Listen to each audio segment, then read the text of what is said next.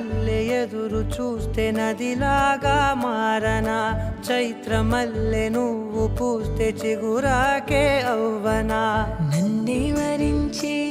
యువరాజును అంట నీ